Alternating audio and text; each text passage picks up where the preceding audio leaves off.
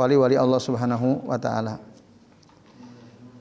Karena ini perkara akidah ya, perkara penting bagaimana pandangan Ahlussunnah wal Jamaah tentang karomah para wali. Karena ahlu ad-dhalah ya, orang-orang yang sesat itu mereka menolak seperti kaum Mu'tazilah, atau ada yang berlebihan seperti kaum Sufiyah. Nah, lalu bagaimana pandangan Ahlussunnah wal Jamaah terkait dengan masalah karomah ini? Nah, sebelum kita masuk, ada 4 bait yang disebutkan oleh Syekh Al-Imam Asy-Syafarini. Syekh Shalih bin Fauzan beliau memberikan mukaddimah. Jadi kata beliau, karomah itu adalah sesuatu al-amru al-khariq lil adati wa laysa min sun'il bashar. Suatu perkara di luar kebiasaan dan dia bukan dari perbuatan manusia. Wa innama huwa min sun'illahi azza wajal. Tetapi dia terjadi karena perbuatan Allah azza wajalla. Gitu. Nah, apabila kejadian di luar kebiasaan itu terjadi pada seorang nabi atau rasul, maka namanya mukjizat. Tapi kalau itu terjadi pada orang soleh, dia bukan seorang nabi, tapi dia orang soleh, orang bertakwa, nah itulah namanya karomah, Bapak Ibu dan jemaah sekalian. Nah, ini terjadi hanya pada orang-orang mukmin yang soleh dan orang yang bertakwa. Karena itulah yang dijelaskan oleh Allah di dalam Al-Quran ya. Jadi wali itu, Bapak Ibu dan jamaah sekalian, a'adzani Allah wa iyyakum ajmain. Nah, adalah orang-orang yang alladzina amanu wa hum yattaqun. Orang-orang yang beriman dan mereka bertakwa. Seperti disebutkan dalam surah Yunus ayat 62 sampai ayat 64. Itu wali-wali Allah. Ala inna awliya Allahi, ketahuilah sesungguhnya wali-wali Allah itu la khaufun alaihim walahum yahzanun. Nah, tidak ada ketakutan atas mereka dan mereka tidak bersedih hati. Takut tentang yang akan datang, sedih tentang yang sudah ditinggalkan. Siapa mereka aulia Allah itu? Alladzina amanu wa kanu yattaqun. Yaitu orang-orang beriman dan mereka orang-orang yang senantiasa berusaha untuk bertakwa. Nah, ini syarat mutlak seorang wali. Jadi harus kana mu'minan taqiyan. Nah, itulah wali Allah azza wajalla. Itu. Jadi sesuatu yang terjadi di luar kebiasaan ini terjadi pada seorang ala yadi mu'minin taqiyin. Itulah yang disebut dengan karomah. Nah, tetapi Bapak Ibu dan sekalian, saya Shalih mengatakan karomah ini terjadi innama taqa'u imma li hajatin au imma li hujjatin. 2. Karena memang kebutuhan, ada dibutuhkan, atau karena sebagai hujjah. Hujjah orang soleh di hadapan para pengingkarnya, gitu ya. Tapi juga ini merupakan suatu hal yang dibutuhkan. Jadi hajatun bil muslimin au hujjatun fid din, sebagai hujjah pada agama. Tetapi tidak setiap wali itu harus punya karomah. Jadi bukan syarat ya.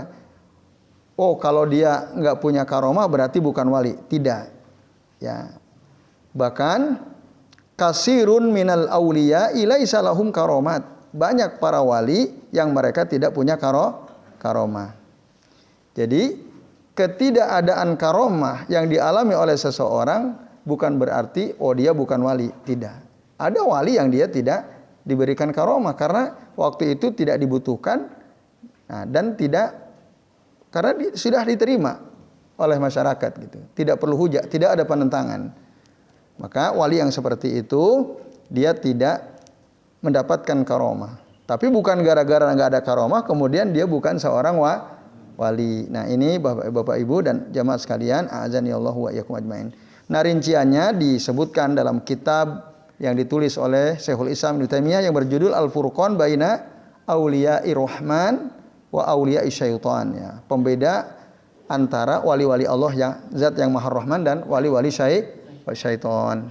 Nah, dan ini kata Syekh Shalih, wa huwa kitab matbu' mufid jiddan fi hadzal mawdu'. Ini kitab sudah dicetak sangat berfaedah, sangat bermanfaat dalam pembahasan tentang wali ya, supaya kita tidak samar gitu. Siapa sih yang disebut wali? Nah, itu dirinci dalam kitab Al-Furqan baina Auliya'ir Rahman wa Auliya'isy Syaitan. Atau beliau punya kitab satu lagi judulnya Qaidatun fil Karomat wal Mu'jizat. Kaidah-kaidah dalam masalah karomah dan mukjizat. Tapi ini ada di dalam kitab Majmu' Fatawanya. Nah, Bapak Ibu dan jamaah sekalian, lalu dikatakan di sini ya, contoh yang dapat karomah itu seperti Maryam, ibunda dari Isa alaihis salam. Itu. Beliau ini seorang wali Allah, bukan nabi. Ya, karena tidak ada nabi dari kalangan perempuan. Nah, itu diabadikan di dalam surah Ali Imran ayat 37. Kullama dakhala 'alaiha Zakaria al-mihraba wajada indaha rizqa. Jadi setiap kali Nabi Zakaria masuk ya ke tempat Maryam di sebuah mihrab, maka beliau Zakaria mendapatkan di sisi Maryam ada makanan. Qala, lalu Zakaria bertanya, "Ya Maryam, wahai Maryam, anna laki hadza? Dari mana engkau mendapatkan makanan ini?" Qalat, lalu Maryam berkata, "Huwa min indillah." Ini dari sisi Allah. Innallaha yarzuqu may yasha'u bighairi hisab. Sesungguhnya Allah memberikan rezeki kepada hamba yang dikehendakinya tanpa bighairi hisab, tanpa perhitungan ya. Itu sekalian. Nah, jadi aneh Nabi Zakaria karena Maryam tidak keluar. Ya, dia berdiam diri di mihrab itu, tapi juga tidak ada Sopi datang. Ya. Enggak gitu, karena belum ada Sopi juga dulu ya. Mesan makanan datang sendiri, enggak ada itu. Tapi kok ada terus makanan. Nah, ini bagian daripada karomah yang Allah berikan kepada siapa? Kepada Maryam. Dalam kitab Syekh Ibnu Al-Utsaimin itu ada, Bapak Ibu dan Saudara sekalian, beliau cerita tentang seorang ulama ya yang mendapatkan karomah dari Allah Subhanahu wa taala. Jadi suatu ketika orang ini ya dalam satu perjalanan kemudian kudanya tiba-tiba mati gitu. Kuda orang ini mati. Lalu padahal perjalanan menuju ke tempat tinggalnya itu masih jauh. Nah, akhirnya Bapak Ibu dan jamaah sekalian, azan ya Allah wa iyyakum ajmain, oleh Allah kuda orang soleh ini dihidupkan kembali. Nah, sehingga akhirnya dia bisa menunggangi kudanya untuk mengantarkan ke rumahnya. Setelah tiba di rumahnya, dia mengatakan kepada anaknya, "Wahai anakku, lepaskanlah pelana kuda tersebut." Ya, dilepaskan karena kuda ini adalah pinjaman. Itu kata orang soleh tersebut ya kepada putranya. Lalu Bapak Ibu dan Saudara sekalian, setelah pelana itu dilepaskan, ya, iya, kudanya langsung mati seketika. Nah, jadi dia dihidupkan hanya untuk sekedar mengantarkan orang soleh ini. Itu. Nah, itu pernah terjadi ya. Nah, itulah karomah.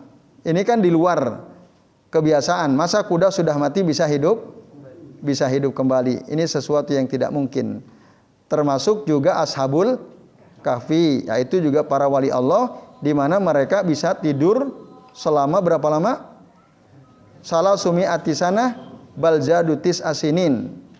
Selama 300 tahun lebih 309 tahun. Ndak makan, ndak minum. Nah, itu diabadikan oleh Allah dalam surah Al-Kahfi. Nah, ini Bapak Ibu contoh-contoh yang disebutkan di dalam Al-Qur'an.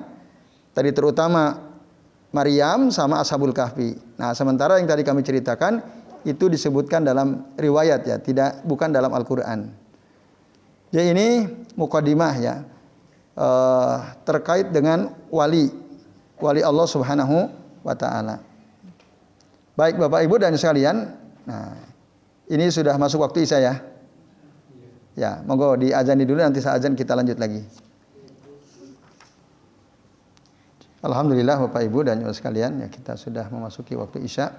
Kita manfaatkan waktu sambil menunggu waktu iqamah untuk kita lanjutkan.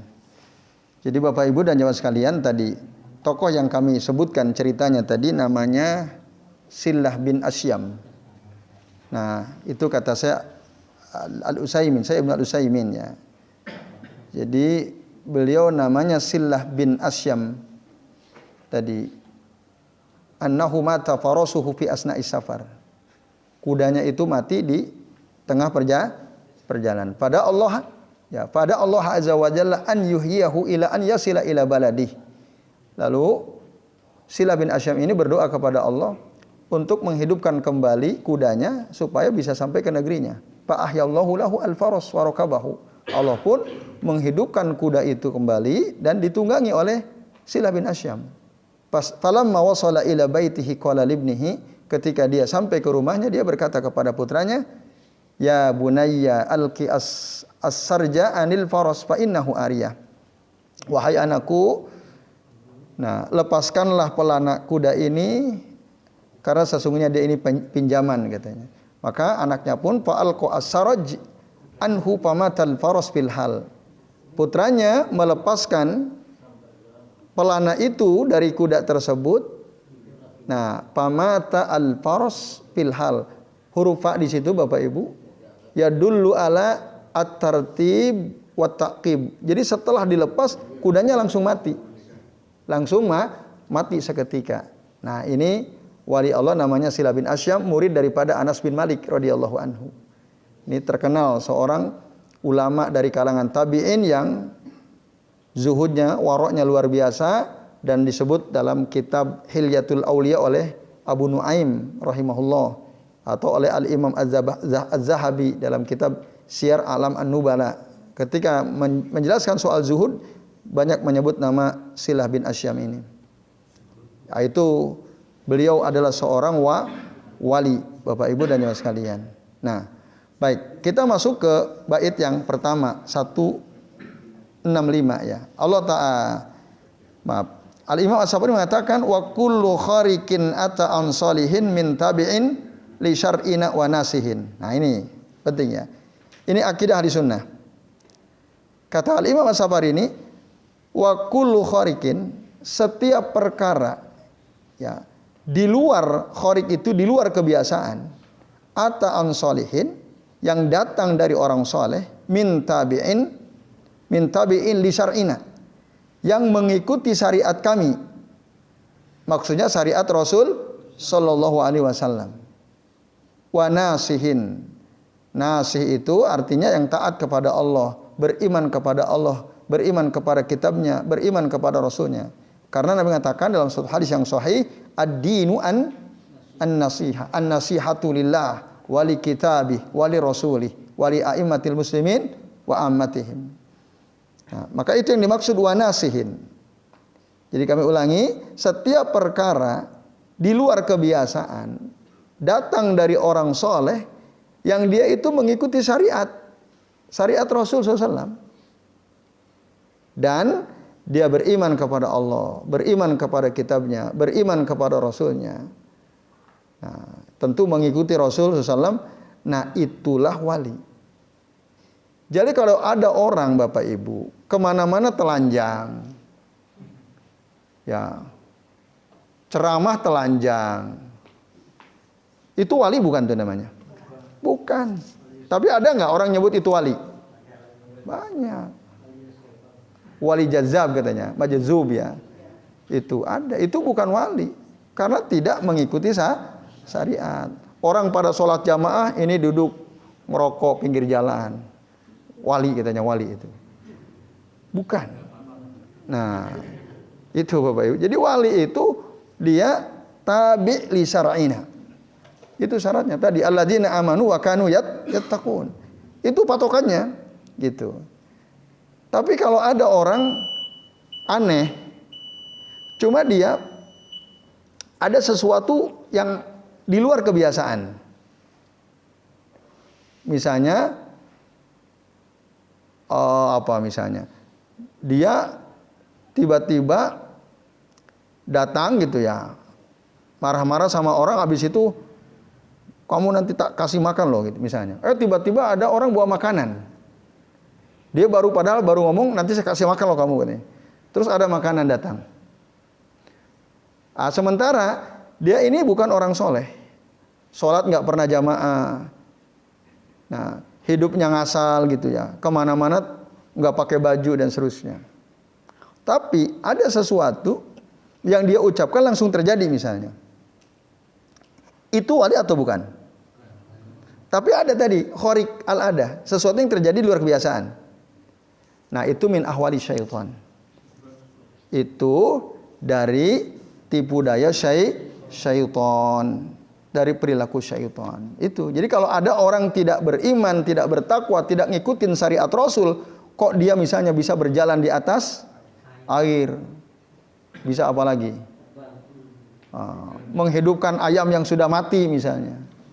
Nah, itu kalau dia tidak ada tanda-tanda ketakwaan, tidak ada tanda keimanan, itu dari syaitan, perilaku atau tipu daya syaitan. Dan itu mungkin terjadi. Itu. Nah, tapi dia ini penghamba syaitan, nanti syaitan akan yakhdumu, akan melayani apa yang diinginkan oleh si fulan tadi. Gitu. Tapi syaratnya dia harus menghambakan dirinya kepada syaitan. Nanti apa yang dia mau, syaitan akan bantu. Nah, maka hati-hati jadi Bapak Ibu dan hadirin sekalian. Yaitu. Nah, kemudian yang terakhir ya bait 166, fa innaha minal karamatil lati biha naqul faqfu li adillah. Faqfu lil adillah. Sesungguhnya karomah itu ya yang tadi sesuatu di luar kebiasaan, suatu kejadian di luar kebiasaan, minal karomat, itu bagian daripada karomah allati biha naqul, yang kita katakan itu karomah. Maka faqfu lil adillah. Nah, maka berhentilah, berpeganglah kepada dalil, itu maksudnya. Jadi harus kembali kepada dalil. Karena apa Bapak Ibu? Kita harus kembali kepada dalil. Dalam Al-Qur'an jelas tadi ada dalam surah Yunus ya, ayat 62 63. Kemudian kalau ada orang nolak, seperti orang Mu'tazilah misalnya. Orang Mu'tazilah itu menolak. Apa sebab? Tidak masuk akal gitu. Masa kuda udah mati bisa hidup? Kan enggak masuk akal. Dia enggak percaya. Itu. Kalau ada orang bisa begitu berarti sama dong kayak Nabi, padahal tidak ada Nabi setelah Muhammad. Oleh karenanya mereka karena lam yatawafaq ma'a ukulihim yungkirunahu. Tidak sesuai dengan akal mereka, mereka mengingkari. Itu kaidah Mu'tazilah. Jadi mereka itu angkaru al-karomat. Sebaliknya Bapak Ibu, orang-orang sufi yang gulat minas sufiyin wal kuburiyin, mereka menjadikan karomah itu sebagai dalil bahwa orang yang mendapat karomah itu yanfa'u wa yadur faya'budunahu min dunillah. Dianggap bisa mendatangkan manfaat, bisa mendatangkan madarat, makanya disembah-sembah ya selain Allah. Jadi sesembahan selain Allah para wali itu. Maka ada kuburan wali itu dijadikan tempat sebagai apa? Istighosah. Kalau kita punya masalah, ya, punya kesulitan, ayo kita istighosah. Di mana? Di makamnya Kiai Fulan, makamnya wali Fulan. Nah, itu orang-orang gulat minas sufiyin wal kuburiyin. Nah, ini tidak sesuai dengan akidah ahli sunnah wal jamaah. Itu Bapak Ibu. Ya, tidak boleh seperti itu. Ya, bernazar atas nama si wali tersebut, menyembelih sesuatu atas nama si wali tersebut. Nah, mereka yatufuna biqabrihi, sering tawaf di sekitar kuburan tersebut. Nah, ini tidak boleh, Bapak sekalian. Yang harus kita lakukan terhadap wali kalau dia memang wali adalah apa? Mengikuti ketakwaannya, mengikuti kesolehannya, dan tidak kita sembah. Kita tidak berdoa meminta kepadanya, tapi kita ikuti. Oh, dia dulu orang soleh, ahli ibadah, ahli ilmu, ya, banyak membantu orang dan seterusnya, maka itu yang kita ikuti. Nah, dengan demikian kata Syekh Shalih bin Fauzan, masalah karomah ini ya itu ada tiga Ya, falhasil anna mas'alatal karomat ya. Karomatin nas fiha salah satu aksam. Jadi tentang terkait masalah karomah ini ada 3 ya. Ada satu orang-orang yang guluwun fi isbatiha, berlebihan dalam menetapkan karomah, kasufiyah wal kuburiyah. Seperti orang-orang sufi, orang-orang yang sering datang ke kuburan untuk minta-minta di kuburan. Nah, jadi mereka ini berlebihan di dalam menetapkan karomah itu. Nah, padahal perbuatan mereka ini adalah syirik ya sekalian. Jadi seakan-akan mendudukan mereka itu sebagai tempat untuk berdoa agar doanya diijabah dan seterusnya. Yang kedua, nah, minhum man ghala fi nafyiha wa humul mu'tazilah haitsu nafau al-karamat nihaiyan wa khalaful kitab wa sunnah. Di antara manusia itu ada yang berlebih-lebihan di dalam menafikan karomah seperti orang Mu'tazilah, di mana mereka menafikan karomah ya secara maksimal. Pokoknya nggak ada karomah kata mereka. Ini nyelisih Al-Quran Sunnah. Dan yang ketiga humul wasat, mereka yang pertengahan, yaitu hum ahlussunnah wal jamaah alladzina amanu bisubutil karomat. Ahlussunnah wal jamaah yang mereka mengimani adanya karomah, walakin lam yagtarru biha, tapi mereka tidak tertipu dengan adanya karomah. Walam ya'taqidu fi ashabiha annahum yanfa'una au yadurruna min dunillahi azza wajal. Dan Ahlussunnah tidak meyakini bahwa orang-orang yang mendapatkan karomah itu mereka bisa ya mendatangkan madarat, mendatangkan manfaat, tidak. Ya, jadi semua makhluk selain Allah tidak bisa mendatangkan manfaat atau madarat. Itu yang diyakini oleh Ahlussunnah. Nah, inilah yang seharusnya kita ikuti. Jadi kalau ada orang soleh, kok ada sesuatu yang aneh terjadi, ya kita iyakan, ini karomah. Tapi jangan lantas kemudian kita tertipu dengan itu. Akhirnya kita meyakini, wah hati-hati nih dengan omongan orang ini misalnya. Nah, kalau kita melanggar apa yang dia ucapkan, wah ini berbahaya misalnya. Nah, ada pengikut Thariqah Bapak Ibu, teman kami sendiri ya, dia bilang, jadi mursyid kami itu menyuruh kami untuk bersodakoh hanya kepada beliau, tidak boleh sodakoh kepada siapapun. Kalau ada di antara para pengikut Thariqah ini, saya nggak usah sebut nama Thariqahnya ya, berarti telah melanggar ketentuan mursyid kami. Apa yang akan terjadi? Pasti dia akan mendapatkan madarat. Wah, ternyata betul. Dia cerita, ya saya pernah sodakoh tapi tidak kepada mursyid saya. Akhirnya apa yang terjadi? Saya tiba-tiba lagi naik motor sama anak saya, nyungsep ke kali, ke got katanya. Dia ingat-ingat apa sebabnya? Karena saya pernah sodakoh tidak ke guru saya. Saya telah melanggar apa? Ketentuan dari mursyid saya. Nah ini, orang ini meyakini berarti mursyidnya, gurunya bisa apa? Mendatangkan madarat. Nah ini tidak boleh seperti itu. Jadi itu Bapak Ibu dan Nyawa sekalian, azanillahu wa iyyakum ajmain, yang bisa kita bahas ya pada kesempatan malam ini. Terima kasih atas perhatiannya, semoga bermanfaat. Kita akhiri dengan doa kafaratul majlis. Subhanakallahumma wa bihamdika asyhadu an la ilaha illa anta astaghfiruka wa atubu ilaik. Wa sallallahu ala Muhammadin wa ala alihi wa sahbihi wa baraka wa sallama alaihim ajmain. Billahi taufiq wal hidayah. Wassalamualaikum warahmatullahi wabarakatuh.